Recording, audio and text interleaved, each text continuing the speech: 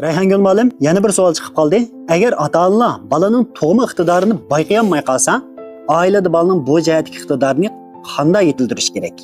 Bu bir yaxshi savol bo'ldi. 0 yoshdan 6 yoshgacha bo'lgan bolalarning 9 yadroliq iqtidorini yetildirish kerak. Birinchisi, cho'ng harakat iqtidori. Buningda ota-onalar bolalarni ko'proq mang'zush, yugatish, sakritish, yamishish, qo'g'lishib o'ynash, to'p tepish qatorliq mushu jihatlarda bolani bakrak chiniqtirish orqali bolaninki putqulning moslashchanligini, aniki badanning tamponligini saqlash iqtidorini yetildirish kerak. Ikkinchisi, inchki motorlik iqtidori. Bundaq deganimiz bolaninki barmoqlarini ko'proq ishlatishga da'vat qilish, yetaklash. Bu orqali masalan knopkalarni bosqizish, kichik saymonlarni ishlatish, qurashtirish orqali bolaninki keyingi qo'shiq tutib tomoqni o'zish iqtidori, masalan, anki keyingi xatlarni chiroyli yozish, qalam tutish iqtidorini yetildirgili bo'ladi. Uchinchisi bo'lsa, bilish ham tafakkur iqtidori. Buningda bolalar rang, son, shakl qatorliqlarni tunish orqali ham o'ynash orqali bolaninki kichik masalalarni o'z oldiga hal qilish iqtidorini yetildirgili bo'ladi. To'rtinchisi, til ifodalash iqtidori.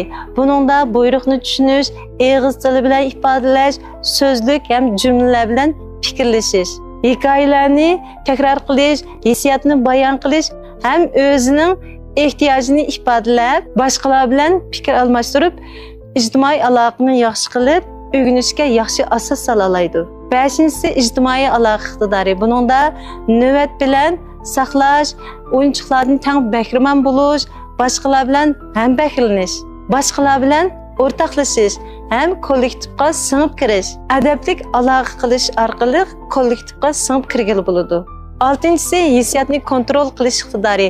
Buningda xo'shallik ham xafalikni qanday farqlantirishni bilish, oson yig'lamaslik, o'zining hissiyotini ifodalashni bilish, ham uvalchiligini ifodalashni bilish. Biror masalaga uchraganda beshamlik yoki ta'tirlik qilib turib, masalani hal qilmaslik lozim. 7-si o'zining hujjatini chiqish iqtidori. Buningda bolalar o'zining tomog'ini o'zi yeyish, o'rniga o'zi kirish, çaylarını o'zi ichish, kiyimlarini o'zi kiyishdek, hatto o'yinga o'yinchiqlarni o'zi yig'ishdek mush iqtidorlarni yetildirish. Cho'nglar aralashmasimi, bara-bara o'zining hujjatini o'zi chiqadigan mustaqil yashash iqtidoriga ega bo'lish kerak.